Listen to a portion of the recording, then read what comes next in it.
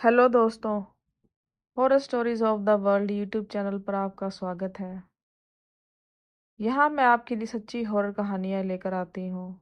तो प्लीज़ अगर आपको भी सच्ची कहानियाँ सुनना पसंद है हॉरर, तो प्लीज़ जल्दी से मेरे चैनल को सब्सक्राइब कर दें और आप भी मजा लीजिए इन सच्ची डरावनी कहानियों का मेरे साथ मेरी आवाज़ में।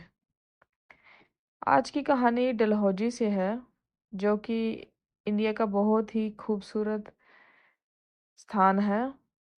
ग्रीनरी है और पहाड़ हैं और बहुत ही खूबसूरत वादियां हैं। और ये कहानी है लगभग 2018 के आसपास की। एक लड़का था जिसका नाम था पुनीत। वो डलहौजी में ही रहा करता था। तो पुनीत जो है वो एक रेस्टोरेंट में काम किया करता था, पार्ट टाइम। और वो जो है दिन में अपना कॉलेज जाया करता था और रात को वो काम किया करता था कुछ घंटे वहाँ पर। पुनीत जो है उसकी उम्र 23 साल के आसपास की थी। तो पुनीत क्या किया करता था, वो कॉलेज जाया करता था और उसके बाद वो घर जाया करता था और शाम को थोड़ा सोया करता था और कुछ घंटे वो वहाँ काम किया करता था। पुनीत को एक आदत थी। वो अपना काम से जाने से पहले थोड़ा घूमा जरूर करता था। उसको बाहर का खाना पीना जो था वो पसंद था। वो बस वहाँ पर गेड़ियाँ लगाया करता था आसपास के इलाकों में। तो ऐसा ही हुआ। कॉलेज खत्म करने के बाद वो घर चला गया। वहां पर वो सोया, घर में थोड़ी देर आराम किया उसने। फिर वो शाम को वहां से घूमने निकल गया। वहां पर एक गर्ल हॉस्टल भी था। पुनीत जो है वो अक्सर अलग अलग इलाकों में जाया करता था, बस घूमने के लिए 15-20 मिनट जो भी इसे टाइम मिलता था। तो वो बाइक स्टार्ट करता है और वहां पर गेड़ी निकाल लगाने के लिए चल निकल पड़ता है घर से अपने। वो सोचता है आज मैं किसी दूसरे रास्ते जाता हूँ, एक्सप्लोर करता हूँ। पुनीत जो है वो डलहौजी से नहीं था, दूसरे शहर से था और दिल्ली से था। और वहाँ पर उसको एक्सप्लोर करना अच्छा लगता था। वो वहाँ पर अभी 1-2 साल से ही था। तो वो गर्ल्स हॉस्टल की तरफ निकल पड़ता है। वहाँ पर वो देखता है कि एक बहुत ही खूबसूरत लड़की जो कि बालकनी में खड़ी हुई थी और वो अपने बाल जो है वो सुखा रही थी। पुनीत की आंखें बस खुली की खुली रह जाती हैं, क्योंकि वो लड़की बहुत ही ज्यादा खूबसूरत थी। और वो अपने बाल जो है पीछे करती झटके से। और पुनीत को ऐसा लगता है कि उसके मुंह पर ऐसे हवा का झोंका आया हो। और जो लड़की है वो खड़ी हुई थी बालकनी में अपने हॉस्टल की। और वो पुनीत को थोड़ा सा देखा उसने और वो अंदर चली गई। पर पुनीत जो था वो गुम था बस। वो उस लड़की के बारे में ही सोचे जा रहा था कि वो इतनी खूबसूरत है।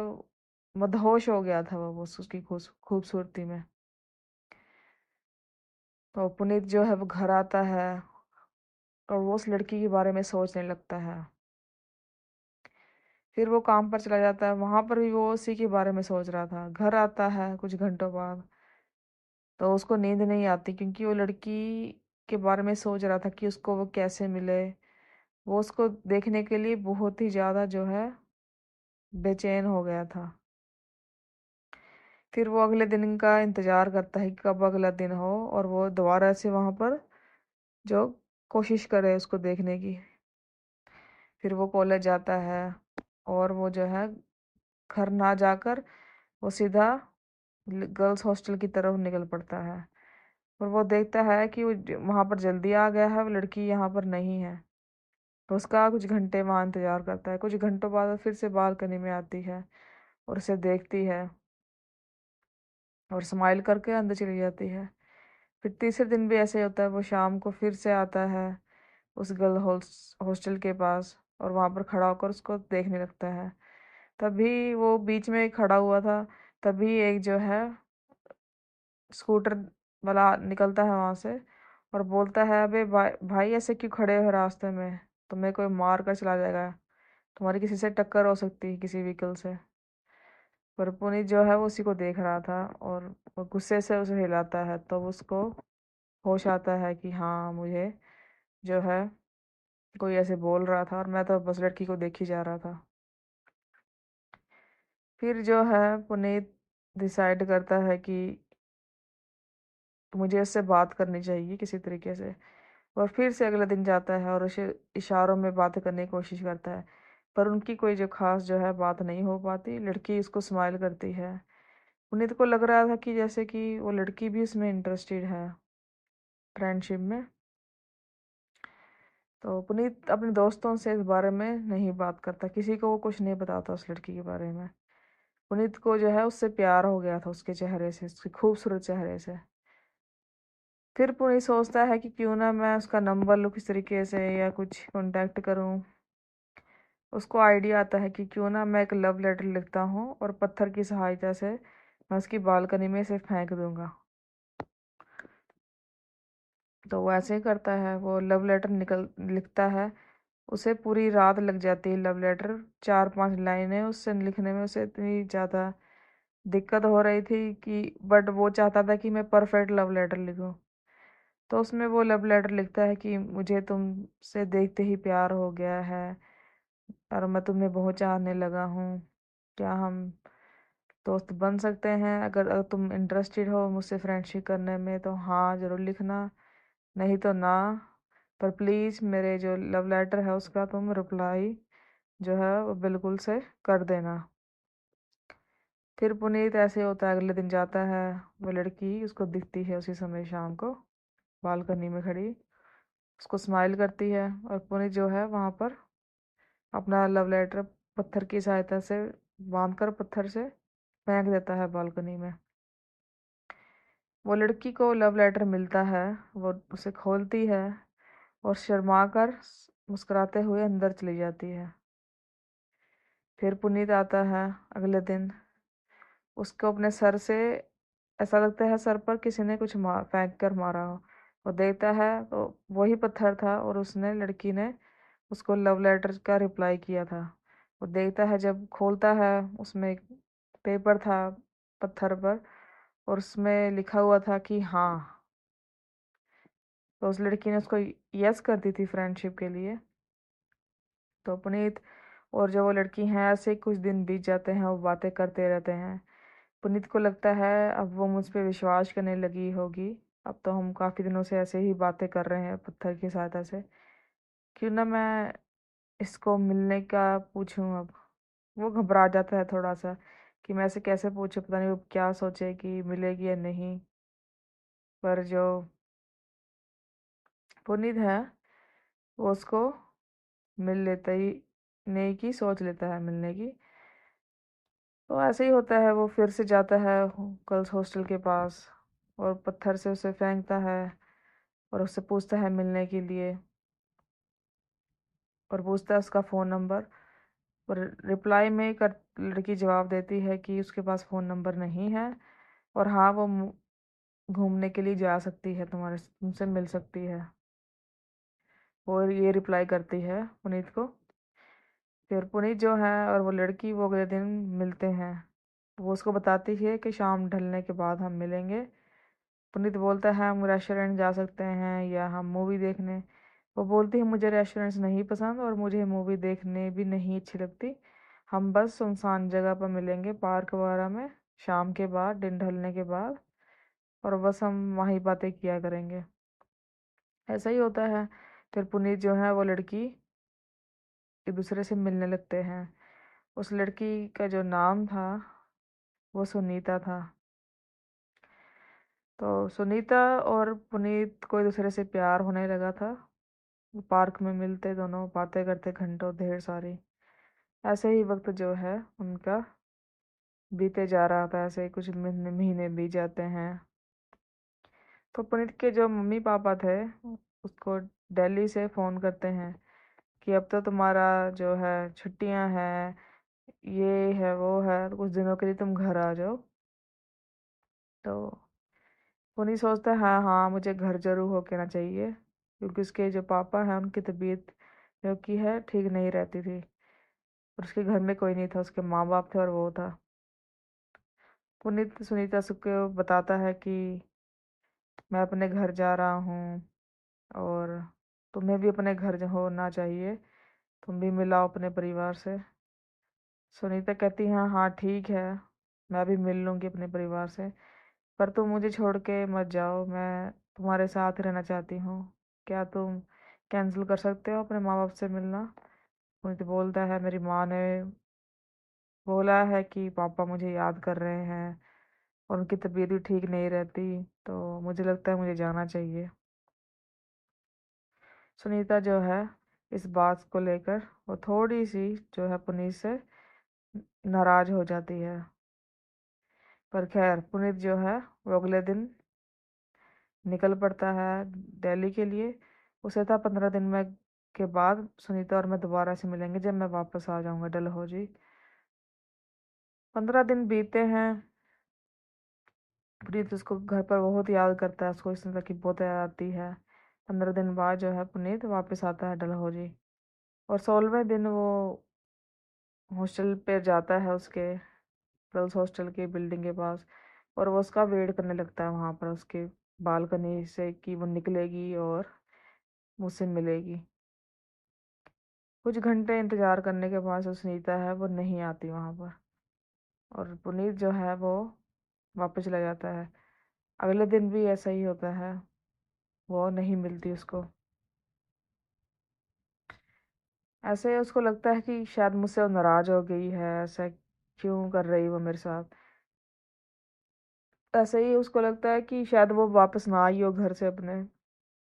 वो 2-4 दिन और वेट करता है, हफ्ता 10 दिन बीत जाता है, पर सुनीता जो है उसको कभी भी बालकनी में नहीं दिखती।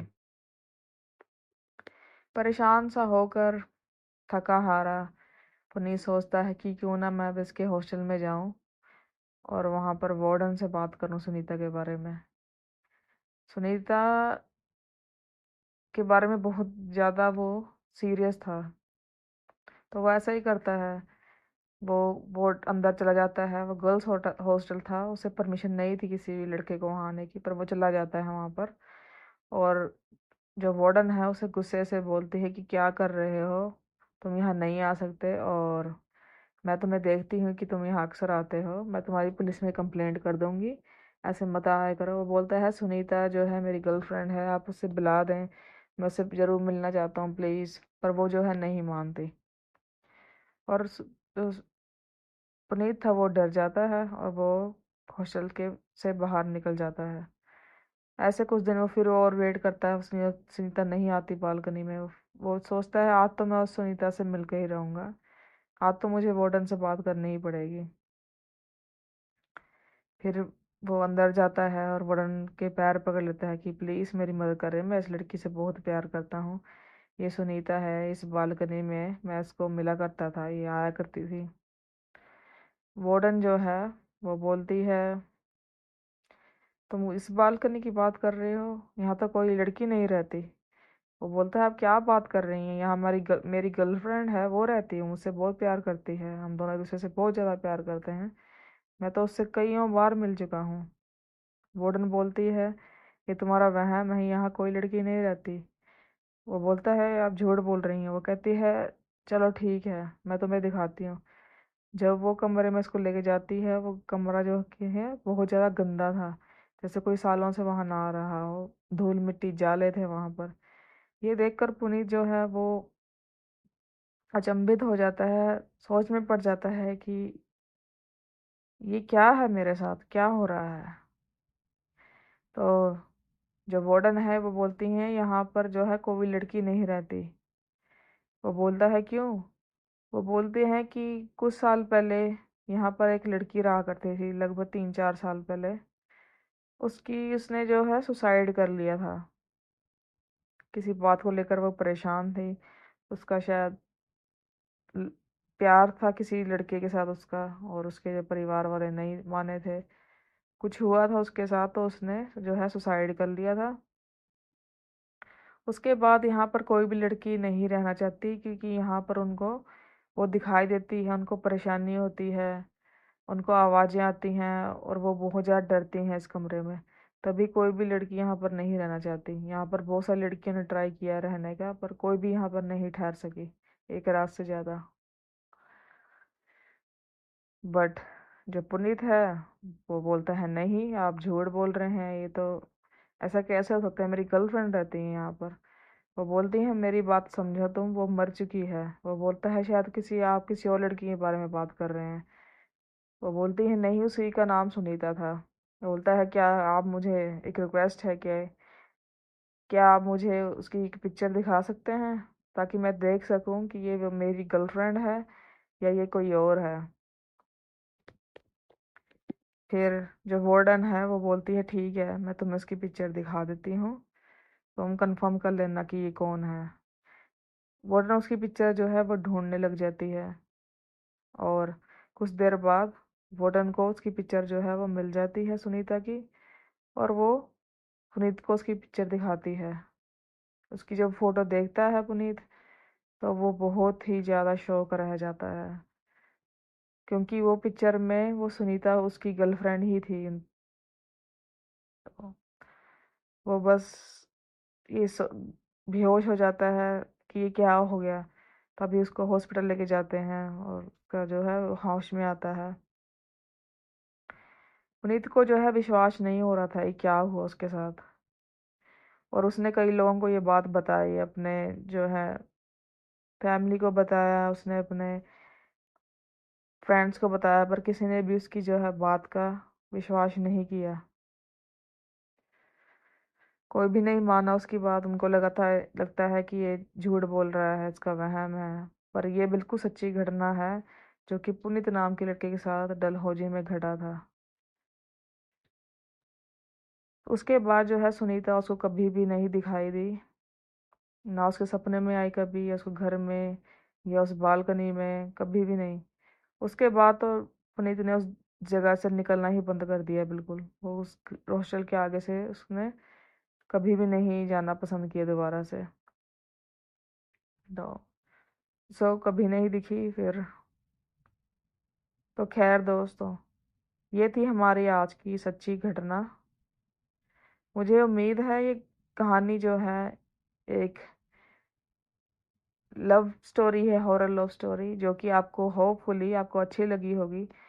अगर अच्छी लगी हो तो आप लाइक ज़रूर करें, और कमेंट ज़रूर करें कि आपको एक कैसी लगी कहानी, ताकि मुझे भी मोटिवेशन मिलती रहे। अगर आपको मेरी कहानियाँ सुनना अच्छा लगता है मेरी आवाज़ में, तो हाँ, मैं आपके लाइक शेयर कमेंट से ज़रूर मोटिवेट होती हूँ कि आपको मेरी कहानियाँ अच्छी लग रही हैं, और मैं और भी कहानियाँ आपके लिए लेकर आती हूँ। और प्लीज़ मुझे मोटिवेट करें, और मेरे चैनल को सब्सक्राइब करना बिल्कुल भी मत भूलें। साथ ही साथ बेल आइकन और ऑल के ऑप्शन को भी दबा दें, ताकि आप मेरी आने वाली कोई भी जो कहानी है उसको मिस मत करें। तो खैर आज के लिए इतना ही दोस्तों। अगर आपके पास भी कोई कहानी है तो आप भी मुझे आप लिख भेज सकते हैं। मेरी जीमेल आईडी है horrorstories of world65@gmail.com। यहाँ पर आप मुझे कहानी लिख सकते हैं। मैं आपकी कहानियों पर विश्वास करूँगी और उनको अपनी आवाज़ में यहाँ पर प्रस्तुत करूँगी। तो खैर दोस्तों, आई होप आपका दिन जो है अच्छा हो, मंगलमय हो। आज के लिए इतना ही। कल मैं आपसे फिर से मिलूँगी एक नई कहानी के साथ। तब तक के लिए बाय, टेक केयर, आपका दिन मंगलमय हो।